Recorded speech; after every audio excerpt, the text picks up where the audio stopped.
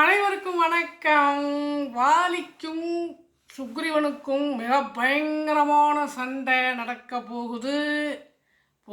அதாவது ராமன் கொடுத்த தைரியம் என்னன்னு பார்த்தீங்கன்னா, புதுசாக கழுத்தில் ஒரு மாலை யார் சுக்ரீவனுக்கு அடையாளத்துக்காக போட்டாச்சு. அந்த மாலையை போட்டுக்கிட்டே வாலி நேற்று தப்பிச்சுட்டுடா, இன்னைக்கு வாடா அப்படின்னு சொல்லி வாலியை சுக்ரீவன் மிக வேகமாக கூப்பிடுறான். உயிர் இருந்தால் போதும்னு ஒரே ஓட்டம் ஓடலாம். இன்னைக்கு கூப்பிடுறான் அவனை. இன்னைக்கு தொலைக்காத நான் வீட்டுக்கு வரமாட்டேன்னு கோபத்து கண்ணல் பறக்க வாலி வரான். ஏண்டா நேற்று ஓடினது உனக்கு கொஞ்சம் கூட பயம் இல்லையாடா? திரும்பவும் வீரத்தை என்கிட்ட காட்ட வந்திருக்கியாடா குழப்பையில அப்படி இப்படின்னு கண்ணா அப்படின்னான்னு திட்டது மட்டும் அல்லாமல் சுக்ரீவனை தூக்கி போட்டு துணி துவைக்கிற மாதிரி துவன்னு துவைக்கிறான். அம்பு வரும்னு சுக்ரீவன் பார்க்கறான். அந்த இன்னும் ஒரு சில மணி துளிகளில் சுக்ரீவன் உயிர் போகிற ஒரு நிலை. அப்படியே ரெண்டு காலையும் சேர்த்து தூக்கணும். மலையில் அடிக்க போகிறான். யாரே வாலி சுக்ரீவனை தூக்கி இந்த மலையில் அடிக்க போகிறான். அந்த நேரம் பார்த்து சர்ன்னு ஒரு அம்பு வாலியினுடைய மார்பை தொலைக்கிறது. அந்த அம்பு எப்படி மார்பிலே குத்தியதுன்னு அழகாக கம்பன் வர்ணிச்சிருப்பார்.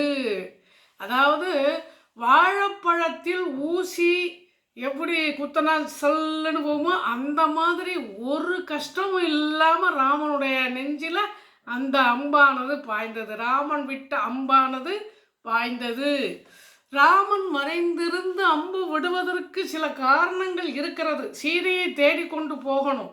இப்போ போய் வாலி எதிரிலே சண்டை போட ஆரம்பித்தா சண்டை நீட்டிக்கும், ரொம்ப நாள் போகும். அதுக்கெல்லாம் இப்போ நேரம் இல்லை. நம்மளை பழித்தாலும் பழிக்கட்டும் உலகம், நம்ம தப்பு தான் செய்கிறோன்னு சொன்னாலும் சொல்லட்டும், ஏதாவது பார்த்து சமாளிச்சுக்கலாம். இப்போதைக்கு நமக்கு வாலியை கொண்டுட்டு சுக்ரீவன் உதவியோடு சீதையை தேடணுங்கிற ஒரு எண்ணத்தில் மறைந்திருந்து அம்பு விடுறாரு. மலை வேரோடு பெயர்ந்து சாய்வது போல வாலி மெதுவாக சாய்ந்து கீழே விழுந்தான். மலை பெயர்ந்து விழுவதை போல வாலி பெயர்ந்து கீழே விழுந்தான். இப்போ சுக்ரீவனுக்கு படப்படன்னு அடிச்சுக்குது. நம்ம அவசரப்பட்டு அண்ணனை கொல்ல சொல்லிட்டோமோ, ஐயோ அண்ணனா நமக்கு உயிராச்சே, நம்ம அண்ணனை கொண்டு இருக்கக்கூடாதோ அப்படின்னு சுக்ரீவன் மனம் பதைக்குது. இருந்தாலும் கூட என்ன பண்ணுறது, நான் முடிஞ்சு போச்சு, இனிமேல் ஒன்றுமே பண்ண முடியாதுல்ல.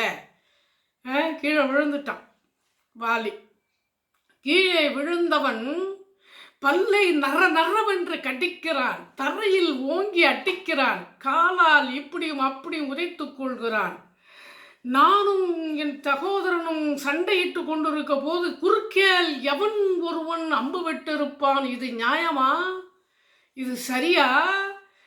இருவரும் சண்டை நடக்கும்போது குறுக்கே என் மீது மட்டும் ஒருவன் அம்பு விடுகிறான் என்றால் இது எந்த ஊர் நியாயம் அப்படின்னு அவர் மாட்டுக்கு கோவப்பட ஆரம்பிச்சிட்டாரு. கொத்திக்குது உடம்பு போட்டு பட்டாத பாடு. என்ன நினச்சிக்கிட்டு இருக்கிறானுங்க, யார் இந்த அம்பை விட்டானுங்க அப்படின்னு.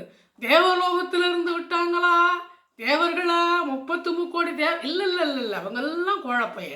இந்த சிவன், இந்த திருமால், இந்த பிரம்மன், இவங்களுக்கெல்லாம் இந்த அளவுக்கு சக்தி கிடையாது.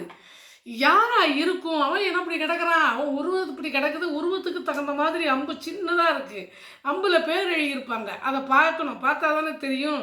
அதை பார்க்கறதுக்குள்ளேயே யாரா இருக்குமோன்னு அவர் மாட்டும் குதிச்சுட்டு கிடக்கிறாரு வாலி. அந்த அம்பு யார் விட்டுருப்பான்னு வாலி எடுத்து பார்த்தா தான் தெரியும். அதன் பிறகு பார்த்த பிறகு வாலி என்ன சொல்கிறார், ராமன் என்ன சொல்கிறார், அங்கே என்ன நடக்கிறது என்பதை அடுத்த வீடியோவில் பார்ப்போம். இந்த வீடியோ பிடித்திருந்தால் லைக் பண்ணுங்கள், ஷேர் பண்ணுங்கள். நன்றி, சந்திப்போம்.